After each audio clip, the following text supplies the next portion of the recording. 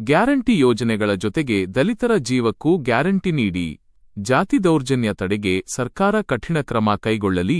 ದಲಿತ ಪರ ಸಂಘಟನೆಗಳ ಒಕ್ಕೂಟ ಆಗ್ರಹ. ಮಸ್ಕಿ ಸ್ವಾತಂತ್ರ್ಯ ಬಂದು ಸಂವಿಧಾನ ಜಾರಿಗೆ ಬಂದು 7 ದಶಕಗಳೇ ಕಳೆದರೂ ದಲಿತರು ಮತ್ತು ಅಸ್ಪೃಶ್ಯರ ಮೇಲಿನ ಕೊಲೆ, ಹಲ್ಲೆ, ಅತ್ಯಾಚಾರ, ಸಾಮಾಜಿಕ ಬಹಿಷ್ಕಾರ ಹಾಗೂ ಜಾತಿ ದೌರ್ಜನ್ಯಗಳು ಸಂಪೂರ್ಣವಾಗಿ ನಿಂತಿಲ್ಲ.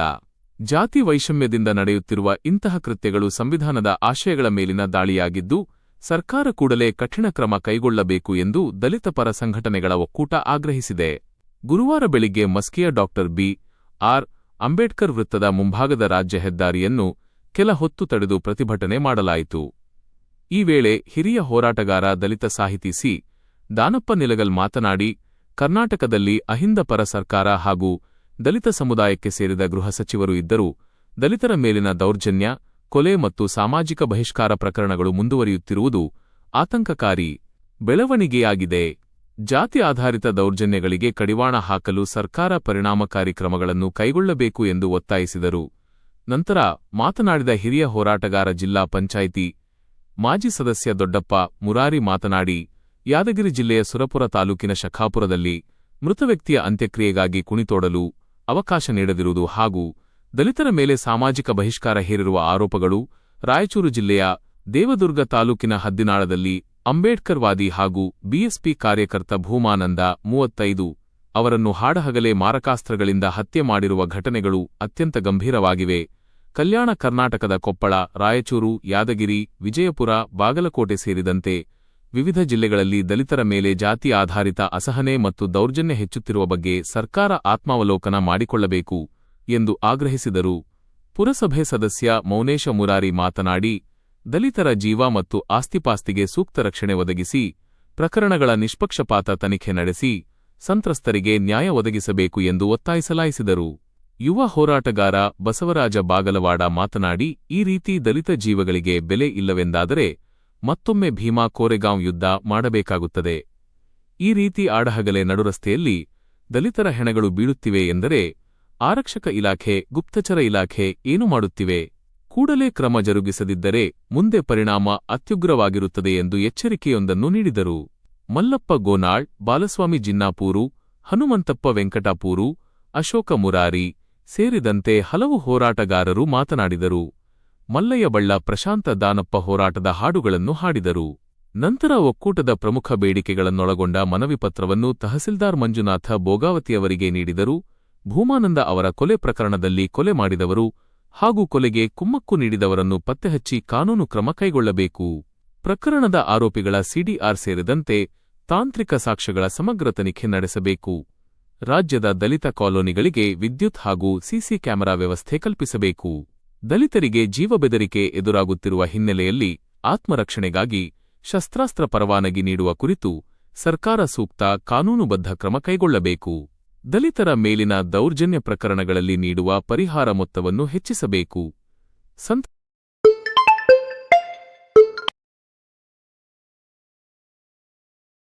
ಸಂತ್ರಸ್ತ ಕುಟುಂಬಗಳಿಗೆ ಸರ್ಕಾರಿ ಉದ್ಯೋಗ, ಭೂಮಿ ಸೇರಿದಂತೆ ಶಾಶ್ವತ ಪುನರ್ವಸತಿ ಮತ್ತು ಪರಿಹಾರ ಕಲ್ಪಿಸಬೇಕು. ಯಾದಗಿರಿ ಜಿಲ್ಲೆಯ ಶಖಾಪುರದ ದಲಿತ ಕಾಲೋನಿಗಳಿಗೆ ವಿದ್ಯುತ್ ಕಂಬ ಅಳವಡಿಸಿ, ಹಿಟ್ಟಿನ ಗಿರಣಿ, ಕ್ಷೌರದಂಗಡಿ ಸೇರಿದಂತೆ ಅಗತ್ಯ ಮೂಲಸೌಕರ್ಯ ಮತ್ತು ಸೇವೆಗಳನ್ನು ಕಲ್ಪಿಸಬೇಕು. ಅಸ್ಪೃಶ್ಯತೆ ನಿರ್ಮೂಲನೆಗಾಗಿ ಸರ್ಕಾರ ಹೊಸ ಯೋಜನೆ ರೂಪಿಸಿ ಗ್ರಾಮಗಳಲ್ಲಿ ಜಾಗೃತಿ ಅಭಿಯಾನ ನಡೆಸಬೇಕು. ಸರ್ಕಾರದ ಗ್ಯಾರಂಟಿ ಯೋಜನೆಗಳ ಜೊತೆಗೆ ದಲಿತರ ಜೀವಕ್ಕೂ ಗ್ಯಾರಂಟಿ ನೀಡುವಂತಹ ಪರಿಣಾಮಕಾರಿ ಭದ್ರತಾ ವ್ಯವಸ್ಥೆ ರೂಪಿಸಬೇಕು. ಜಾತಿ ಆಧಾರಿತ ಕೊಲೆ, ದೌರ್ಜನ್ಯ ಹಾಗೂ ಸಾಮಾಜಿಕ ಬಹಿಷ್ಕಾರ ತಡೆಗೆ ಶಾಶ್ವತ ಪರಿಹಾರ ಕಂಡುಕೊಳ್ಳಲು ತಜ್ಞರ ಸಮಿತಿ ರಚಿಸಬೇಕು. ಈ ಎಲ್ಲ ಬೇಡಿಕೆಗಳ ಕುರಿತು ಸೂಕ್ತ ಕ್ರಮ ಕೈಗೊಳ್ಳುವಂತೆ ಮುಖ್ಯಮಂತ್ರಿ, ಗೃಹ ಸಚಿವರು, ಪೊಲೀಸ್ ಇಲಾಖೆ, ಸಮಾಜ ಕಲ್ಯಾಣ ಇಲಾಖೆ, ತಹಶೀಲ್ದಾರರು ಹಾಗೂ ಜಿಲ್ಲಾಧಿಕಾರಿಗಳಿಗೆ ಮನವಿ ಸಲ್ಲಿಸಲಾಯಿತು. ಈ ಸಂದರ್ಭದಲ್ಲಿ ದಲಿತ ಮುಖಂಡರಾದ ದೊಡ್ಡಪ್ಪ ಮುರಾರಿ, ದಲಿತ ಸಾಹಿತಿ ದಾನಪ್ಪ ಸಿ. ನಿಲೋಗಲ್, ಪುರಸಭೆ ಸದಸ್ಯ ದೊಡ್ಡ ಕರಿಯಪ್ಪ, ದಲಿತ ಮುಖಂಡ ಮಲ್ಲಯ್ಯ ಬಳ್ಳ ಹಾಗೂ ದುರ್ಗಾಪ್ರಸಾದ ತೊರಣದಿನ್ನಿ, ಸುರೇಶ ಅಂತರಗಂಗಿ, ಮಾರುತಿ ಜಿನ್ನಾಪೂರು, ಕಾಶಿಮಪ್ಪ ಡಿ. ಮುರಾರಿ, ಕಿರಣ್ ಮುರಾರಿ, ಬಸವರಾಜ ಉದ್ಬಾಳ್, ಜಮದಗ್ನಿ ರಂಗಾಪೂರು, ದುರುಗರಾಜ ವಟಗಲ್ ಸೇರಿದಂತೆ ಹಲವರು ಉಪಸ್ಥಿತರಿದ್ದರು. ವೃತ್ತ ನಿರೀಕ್ಷಕರು, ಆರಕ್ಷಕ ಉಪನಿರೀಕ್ಷಕರು, ಆರಕ್ಷಕರು ಹೋರಾಟಕ್ಕೆ ಸೂಕ್ತ ಬಂದೋಬಸ್ತ್ ನೀಡುವ ಮೂಲಕ ಹೋರಾಟ ಯಶಸ್ವಿಯಾಗಲು ಸಹಕರಿಸಿದರು. ವರದಿ ಸುರೇಶ ಬಳಗಾನೂರು. ವನವಾದ ವ್ಯವಸ್ಥೆ ಇರುವುದರಿಂದ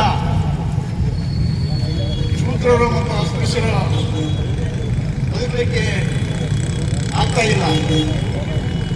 ನಾವೇನು ರಾಜಕೀಯ ಮಾಡಿ ರಾಜಕೀಯ ಅಧಿಕಾರ ಕೂಡ ನಡೆಸ್ತಾ ಇಲ್ಲ. ಆದ್ರೆ ಕೂಡ ನಾವು ಚೆನ್ನಾಗಿಟ್ಕೊಂಡು ಬದುಕು ಮಾಡ್ಕೊಂಡು ಹೋಗ್ಬೇಕಂದ್ರೂ ಕೂಡ ಸ್ವಲ್ಪ ಏನೋ ಟ್ರ್ಯಾಕ್ಟರ್ ತಗೊಂಡು ಬೆಳೆ ಬೆಟ್ಟೆ ಇಟ್ಕೊಂಡು ಕಾರ್ ತಗೊಂಡು ವ್ಯವಹಾರ ಮಾಡಕ್ ಬಂದ್ರೆ ಈ ಮೇಲ್ಜಾತಿ ಮನುಷ್ಯರಿಗೆ ನಾವು ಕಣ್ಣಿಗೆ ಕೊಡ್ತೀವಿ. ಏನಪ್ಪ ಈ ಶ್ಲೋಕಗಳು ಎಲ್ಲಿರ್ಬೇಕು ಅದಿರ್ಬೇಕು, ಇವ್ರ ಮೇಲೆ ಬಂದ್ಬಿಟ್ರೆ ನಾವೇನಪ್ಪ ಅಂತಕ್ಕಂಥ ವಿಚಾರ ನಮ್ಮ ಮನಸ್ಸಿಗೆ. ನಾವು ಯಾವತ್ತೂ ಹಿಂಸಾವಾದಿಗಳಲ್ಲ. ಡಾಕ್ಟರ್ ಬಾಬಾ ಸಾಹೇಬ್ ಅಂಬೇಡ್ಕರ್ ಅವರ ವಿಚಾರಧಾರೆ, ಬುದ್ಧನ ಅನುಯಾಯಿಗಳು. ನಾವು ಹಿಂಸೆಗೆ ಪ್ರತಿಕ್ರಿಯೆ ಕೊಡೋದಿಲ್ಲ ನಾವು. ಯಾಕಂತಂದ್ರೆ ಇದುವರೆಗೂ ಸುಮಾರು 40 ವರ್ಷದಿಂದ ಹೋರಾಟ ಮಾಡ್ಕೊಂಡು ಬಂದೀವಿ. ಇದುವರೆಗೂ ಕೂಡ ನಾವು ಯಾವ ಹಿಂಸೆ ಇರಲಿಲ್ಲ. ಏನಾಗ್ತಂದ್ರೆ ಕರ್ನಾಟಕ ರಾಜ್ಯದಲ್ಲಿ ಚನ್ನಗಿರಿ ತಾಲೂಕು ದಲಿತರು ಕುಡಿಯ ಭೋಜನ ತಿಳ್ಕೊಂಡು 5 ಮಂದಿನ ಕಂಬಕ್ಕೆ ಕಟ್ಟಿ ಹೋಗ್ತಾರೆ. ಈ ವ್ಯವಸ್ಥೆ ಕೂಡ ಮನೆಯಾಗಬೇಕಾಗಿದೆ. ಒಂದು ಕಡೆ 100 ವರ್ಷಗಳು ಕಳೆದು ಕೂಡ, ಸ್ವಾತಂತ್ರ್ಯ ಬಂದರೂ ಕೂಡ, ಸ್ವಾತಂತ್ರ್ಯ ಸಿಕ್ಕು ಇಷ್ಟು ವರ್ಷಗಳು ಕಳೆದು ಕೂಡ ಸಮಾಜದಲ್ಲಿ ಸಾಕಷ್ಟು ಕೊಲೆಗಳು ನಡೀತಾವ. ಆದ್ರೆ ಆಸ್ತಿಗಾಗಿ ಕೊಲೆಗಳು ನಡೀತಾವ, ಭೂಮಿಗಾಗಿ ಕೊಲೆಗಳು ನಡೀತಾವ, ಇನ್ನೊಂದು ಕೊಲೆಗಳು ನಡೀತದೆ ಬೇರೆ ಬೇರೆ ಜನಾಂಗದಲ್ಲಿ. ಆದ್ರೆ ದಲಿತರ ಮಾತ್ರ ಕೇವಲ ಕ್ಷುಲ್ಲಕ ಕಾರಣಗಳನ್ನು ಇಟ್ಕೊಂಡು ಕೊಲೆ ಮಾಡ್ತಕ್ಕಂಥ ಕೆಲಸನ ಈ ಸಮಾಜದಲ್ಲಿ ಮಾಡ್ತಾ ಇದ್ದಾರ. ಅದನ್ನೆಲ್ಲರೂ ನಾವೆಲ್ಲರೂ ಕೂಡ ಒಗ್ಗಟ್ಟಾಗೋದ್ರ ಮೂಲಕ, ಖಂಡಿಸುವ ಮೂಲಕ ನಮ್ಮ ದಲಿತ ಸಮಾಜವನ್ನ ರಕ್ಷಣೆ ಮಾಡತಕ್ಕಂಥ ಕೆಲಸ ನಾವೇ ಮಾಡಬೇಕಾಗಿದೆ. ಇವತ್ತು ಒಂದು ಯಾವುದೇ ಸರ್ಕಾರವು ನಮ್ಮನ್ನು ರಕ್ಷಣೆ ಮಾಡೋದಿಲ್ಲ. ಕಾನೂನಂತೆ ಕಾನೂನು, ರಕ್ತವನ್ನು ಸುರಿಸುತ್ತೇವೆ, ರಕ್ತವನ್ನು ಸುರಿಸುತ್ತೇವೆ. ಈ ಸಭೆಯನ್ನು ಉದ್ದೇಶಿಸಿ ದಲಿತ ಸಂಘರ್ಷಕ್ಕೆ ಇನ್ನು ಮುಂದೆ ನಾವು ಕೇಳ್ತಾ ಇರುವಂತೆ ನಮ್ಮ ರಕ್ಷಣೆಗಾಗಿ ನಮಗೆ ನಮ್ಮ ಅಸ್ತ್ರಗಳನ್ನು ನಾವೇ ತೆಗೆದುಕೊಂಡು ನಮ್ಮ ರಕ್ಷಣೆ ನಾವು ಮಾಡಬೇಕಾಗ್ತದೆ. ಪೊಲೀಸ್ ಇಲಾಖೆಯವರಿಗೆ ಹೇಳ್ತಾ ಇದ್ದೀವಿ. ಯಾಕಂದ್ರೆ ಇವತ್ತು ನೀವು ಕೂಡ ನಮ್ಮನ್ನು ರಕ್ಷಣೆ ಮಾಡಕ್ಕಾಗ್ತಿಲ್ಲ. ಇವತ್ತು ಬೇರೆ ಇರ್ತಕ್ಕಂಥ ಸರ್ಕಾರ ಕೂಡ ರಕ್ಷಣೆ ಮಾಡ್ತಾ ಇಲ್ಲ. ಇವತ್ತು ದುರಂತ ಹೆಂಗಿದೆ, ಇವತ್ತು ಅವರು ದಲಿತರೆ ಏನ್ ಮಾಡ್ತಾ ಇದ್ದಾರೆ ಗ್ರಾಮಸ್ಥರುಗಳು, ದಲಿತರ ಉದ್ಧಾರಕರು ಅಂತೇಳಿ ಭಾಷಣ ಮಾಡ್ತಾರೆ ಹೊರತು, ಆದ್ರೆ ದಲಿತರ ಮೇಲಾಗ್ತಕ್ಕಂಥ ದೌರ್ಜನ್ಯಗಳು ಮತ್ತು ದಲಿತ ಮುಖಂಡರ ಹತ್ಯೆಗಳನ್ನ ಕಾನೂನು ಪ್ರಕಾರ ಇವತ್ತು ಆ ದುಷ್ಕರ್ಮಿಗಳನ್ನ ಬಂಧನ ಮಾಡೋದ್ರ ಮುಖಾಂತರ, ಶಿಕ್ಷೆಯನ್ನು ನೀಡುವುದರ ಮುಖಾಂತರ ಏನಾದರೂ ತಡೆಗಟ್ಟಕ್ಕೆ ಪ್ರಯತ್ನ ಮಾಡಬಹುದು. ಯಾಕಂದ್ರೆ ಒಬ್ಬ ಕೊಲೆಗಾರರು ಇಲ್ಲಿಂದ ಬಂದು ತೊಲಲ್ಲ. ಇವತ್ತು ಅವನ ಇನ್ಸ್ಪೆಕ್ಟರ್ ಆರ್ಸೋನಲ್ಲ, ಓಜಿ ಆರ್ಸೋನಲ್ಲ, ಮಗ ಆರ್ಸೋನಲ್ಲ. ಉತ್ತಮ ವ್ಯಕ್ತಿ ಅಂತಂದ್ರೆ ಉತ್ತಮ ವ್ಯಕ್ತಿ ಅಂತರಿಗೆ ಇವತ್ತು ಸೂಕ್ತ ರಕ್ಷಣೆ ಇಡಲಾಗಿದೆ. ಹಾಗಾಗಿ ಇವತ್ತು ದಲಿತ ಬದುಕಬೇಕಾದ್ರೆ ನಾವು ಇವತ್ತು ಬದಲಾಗ ಒಳ್ಳೆ ವ್ಯಕ್ತಿ, ಸಂಘಟನೆಗಾರರಲ್ಲಿ, ಹೋರಾಟಗಾರರಲ್ಲಿ, ರಾಜಕೀಯ ವ್ಯಕ್ತಿಯಾಗಲಿ ನಾವು ಬೇರೆ ಯಾರಿಂದ ಬೇರೆ ಇರಬೇಕು. ಒಬ್ಬ ಪೊಲೀಸರು ಏನಂತಂದ್ರೆ ಎಲ್ಲ ಇದ್ದವ್ರ ಪರವಾಗಿ ಹೋದ್ರೆ ಇಲ್ಲವ್ರ ಪರವಾಗಿ ಯಾರು ನಿಲ್ತಾರೆ ಸ್ವಾಮಿ? ಏನಾಗಿದೆ ಬಂದ್ರೆ ನಾವು ಒಗ್ಗಟ್ಟಿಲ್ಲ ಅಂತೇಳಿ ಅವರ ಆಟ ನಡೆದಿದೆ. ನಾವು ಒಗ್ಗಟ್ಟಾದ್ರೆ ಮತ್ತೊಂದು ಭೀಮಪ್ಪರಿಗೂ ಶುರು ಮಾಡ್ತೀವಿ ಅಂತ ತಿಳ್ಕೊಂಡಿರುವ ಪರಿಸ್ಥಿತಿ ಶುರು ಮಾಡ್ತೀವಿ. ಯಾಕಂದ್ರೆ ತಪ್ಪು ಮಾಡಿದ್ರೆ ಕಾನೂನು ಐತೆ, ಪೊಲೀಸ್ ಸ್ಟೇಷನ್ ಇದಾವ, ಕೋರ್ಟ್ ಇದಾವ, ಕಚೇರಿ ಇದಾವ. ಏನ್ ನನ್ನ ಕಾಯಕ್ಕೆ ಸಂಬಳ ಕೊಡ್ತಾರ? ನೋಡಿ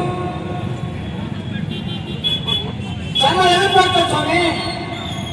ರಕ್ಷಣೆ ಸಲುವಾಗಿ ನಾವೇನಾದ್ರು ಇವತ್ತು ಓಡಿ ಕುಂತಂದ್ರೆ 14,000 ಹೋಮ್ ಪಿಪಿ ಹಾಕಿದ್ರೆ ಅವ್ರು ಭಾಳ ಮಾತಾಡ್ತಾರೆ. ಅದಕ್ಕಂತ ಆಡಳಿತ ಮೇಲೆ ಮಾತಾಡೋದು ಅವ್ರ ಮೇಲೆ ಏನ್ ಮಾಡ್ತಿದ್ವಿ, ಏನ್ ಕಿಸ್ತೀರಿ ಆಡಳಿತ ಏನ್ ಕಿಸ್ತೀರಿ ಇಬ್ಬಂದಂತೂ ಏನ್ ಮಾಡಿ ಹೋರಾಟ ಮಾಡ್ಕೊಂಡು ಹತ್ತಿರ ತಿರುಗಾಡ್ಸ್ತೀರಿ. ಆ ಅರ್ಜಿ ಬೇಡ, ಈ ಅರ್ಜಿ ಬೇಡ, ಅದು ಹಿಂಗ್ ತುಂಬೋಕ, ಅದು ಮೈಸೂರು ಇದು ತಗೋಬೇಕು, ಇದು ತಗೋಬೇಕು, ಅದು ತಗೋಬೇಕು. ಜಾಸ್ತಿ ಸೇರಿಲ್ಲ, ಅವ್ನು ಜಾಸ್ತಿ ಮಾತಾಡ್ತಾನೆ, ಅವ್ನು ರೋಟಿ ಶಿಂಗ್ ಬಂದ್ಕೊಂಡು ಇವನ್ನ ಒಳಗಾಕ್ರೆ ಅವನ್ನ ತಪ್ಪು ಅಂತ ಹೇಳಿ ಪ್ರಸಾದ್ ಹಾಡಾಗದ ಬಂದಿದ್ರು. ನಮ್ ತಮ್ಮ ನಿನ್ನಿಂದ ಮನೆ ದೇವದುರ್ಗದಾಗ ಹಾಡಾಗಿ ಓಡಿ ರೋಡಿ ಹಾಕಿ ಹೇಳಿದ್ರು. ಕಾನೂನು ಏನ್ ಮಾಡ್ತಾ ಇದೆ? ನಾನು ಹೇಳ್ತಾ ಇದ್ದೀನಿ, ಮುಂದಿನ 28 ಚುನಾವಣೆಗ ಈಗೇನು ಹೆಚ್ಚು ಕಾನ್ಸೆಷನ್ ಅದೇ ಐತಲ್ಲ, ನೆಕ್ಸ್ಟ್ 28 ಚುನಾವಣೆಗೆ ವಜಾ ಮಾಡಿದ್ರೆ ಯಾರು ಎಲ್ಲರೂ ಇವೆರಡು ಪದಗೆ ಬೆಲೆ ಸಿಗದೆ ಹೋದ್ರೆ ಬಹಿರಂಗವಾಗಿ ಬಹಿಷ್ಕರಿಸ್ತೀವಿ ಚುನಾವಣೆಯನ್ನ. ಇವೆರಡು ಬೆಲೆಗೆ ಬೆಲೆ ಸಿಗದೆ ಹೋದ್ರೆ ಈ ಜಿಲ್ಲೆಯ ವಜಾ ಮಾಡಿದ್ರೆ ಇಬ್ಬರು ಸೇರಿ ಚುನಾವಣೆಯನ್ನು ಬಹಿಷ್ಕರಿಸ್ತೀವಿ. ಯಾಕಂದ್ರೆ ನಮಗೆ ಇಲ್ಲದ ಮತದಾನ, ನಮ್ಮ ರಕ್ಷಣೆಗೆ ಇಲ್ಲದ ಮತದಾನ ನಮ್ಗೆ ಯಾಕೆ ಬೇಕು? ನಮಗೆ ಸ್ವಾತಂತ್ರ್ಯ ಅಂತೇಳಿ ಬಾಯಿ ತುಂಬ ವೈಕೇಂದ್ರಿಗೆ ಏನಲ್ರಿ ಸ್ವಾತಂತ್ರ್ಯ? ಯಾವನಿಗೆ ಬಂದ ಸ್ವಾತಂತ್ರ್ಯ? ಉಳಿದ ಮಾಡೋನಿಗೆ ಬಂದದ ಸ್ವಾತಂತ್ರ್ಯ, 2 ನಂಬರ್ ಮಾಡೋನಿಗೆ ಬಂದದ ಈ ದೇಶದ ಸ್ವಾತಂತ್ರ್ಯ. 2 ನಂಬರ್ ಮಾಡೋದು